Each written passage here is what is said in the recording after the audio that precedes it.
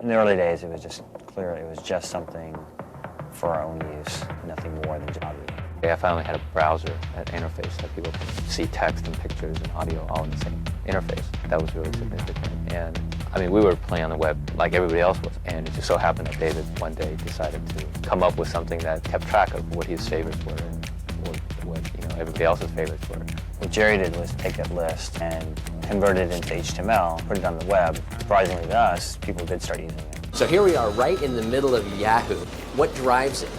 We just installed a T3, which is 45 megabits. We're sharing with somebody else, but we're probably going to take a big chunk of that. It's fairly unimpressive as far as the space is concerned. Maybe 10 computers that are doing all the work here. Recently, we're getting over like 1 million files transferred a day. It's a shame that Yahoo plans to abdicate that area, because I think they were doing interesting work too.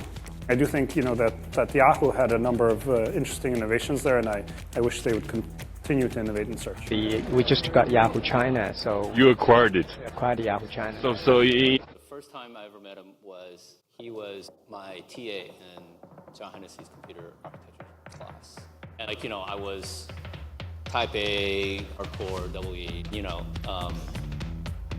and then my first midterm came back and I got a B. I'm like, what is this crazy? So I go to the TA hour and there's this Filo guy, and I was just like pounding it. I was like, what, this is right, I did it right, Typical entitled Stanford. I agree.